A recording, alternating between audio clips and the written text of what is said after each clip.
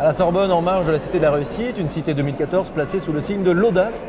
Et je suis en compagnie d'une personnalité audacieuse et inspirante, Nicolas Rossignol. Bonsoir. Bonsoir. Alors Nicolas, on vous connaît pour vos talents d'animateur, animateur de débat, notamment à la Cité de la Réussite, mais on vous connaît peut-être moins, et c'est un tort, pour votre association. Vous êtes président d'une association, Tout le monde chante contre le cancer, ou Tout le monde contre le cancer. Est-ce que vous pouvez nous en dire quelques petits mots?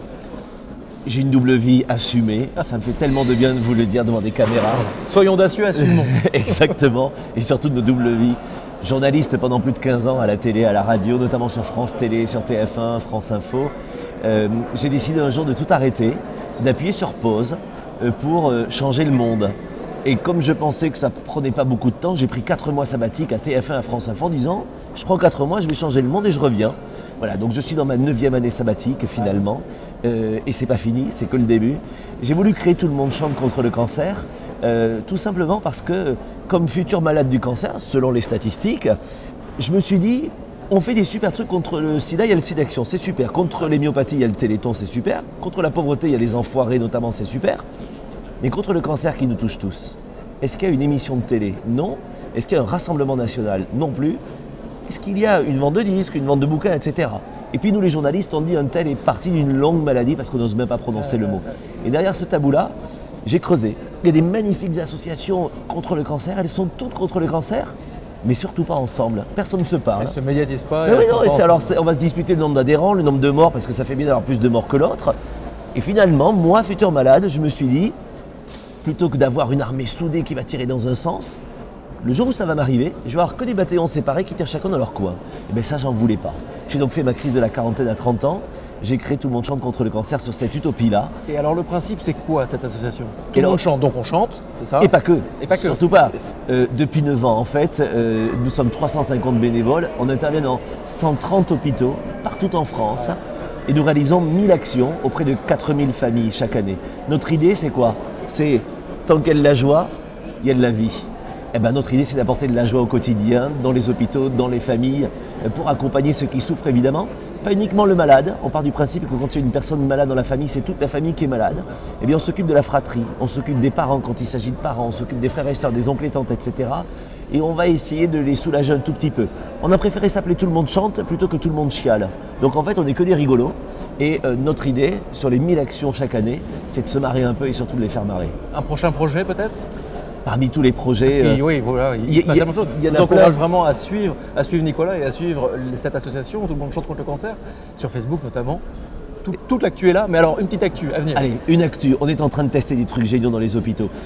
Parce que quand vous êtes parent d'enfant malade, vous passez peut-être 3 mois, 6 mois à l'hôpital et vous allez tous les quarts d'heure vous acheter des barres chocolatées dans la machine, vous allez vous payer un café, vous allez machin, vous mangez pas bien, pas de bien-être, c'est un peu dégueulasse, etc. Qu'est-ce qu'on fait? Eh bien, nous, on est en train de tester ça dans beaucoup d'hôpitaux. On offre des corbeilles de fruits frais toutes les semaines à toutes les familles pour manger équilibré, pour un peu plus de bien-être et en plus c'est gratuit. Et des vitamines. Deuxième chose, vous arrivez à l'hôpital pour accompagner votre enfant malade. C'est souvent malheureusement à la va-vite. On offre des box et ces box-là en fait qui sont des sacs tout simplement avec des produits de beauté, avec des dentifrices, avec des rasoirs, mais en plus avec le petit coussin de nuque, avec le petit masque pour dormir. Quand le fauteuil est un peu pourri à l'hôpital, au moins que vous puissiez dormir avec ça, avec le petit carnet de notes, etc. On va sur le bien-être, on va sur le mieux-être, sur l'accompagnement et l'amélioration, des bibliothèques, des concerts, l'opération Sang de Noël dans son hôpital en décembre, on va distribuer 20 000 cadeaux, et puis des fêtes des mères, des fêtes des pères, etc. tout au long de l'année. Il y en a beaucoup, nous sommes tous des anges gardiens, vous aussi vous pouvez le devenir en nous rejoignant, tout le monde chante.net ou sur Facebook bien sûr. Il est formidable parce que j'allais justement vous proposer de lancer un appel, vous venez de le faire. L'appel est lancé. S'il y en avait un deuxième, tiens. Si un jour vous vous êtes dit, tiens, comment est-ce que je pourrais être utile? Plutôt que d'appuyer sur des clics que j'aime ou de se balancer des sauts de glace sur la figure sur Facebook, ça ne sert à rien du tout, mais agissez. Plutôt que dire faites et rejoignez-nous, devenez des anges gardiens. On a des paires d'ailes d'anges partout dans nos placards. Venez, tout le monde chante.net. Et si en plus vous pouviez vous marrer en le faisant, ce serait pas mal. Alors juste un petit mot, ce sera le dernier, un mot sur la Cité de la Réussite, donc placé sous le signe de l'audace. Vous avez animé plusieurs débats. Comment vous en ressortez de ce week-end, de ces 2 jours de Cité? C'est un moment incroyable, la Cité de la Réussite, pour les spectateurs que nous sommes tous, et pour les journalistes, et le journaliste que je suis. J'ai eu la chance d'animer 4 conférences débats, un week-end incroyable, beaucoup de monde, des intervenants extraordinaire aussi, qu'on peut détester ou qu'on peut adorer, mais en tout cas le débat a eu lieu, des questions préparées par des étudiants ultra curieux, etc.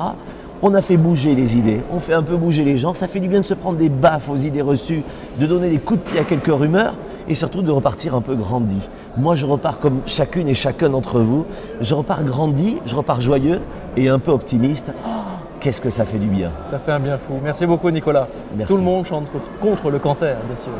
Merci.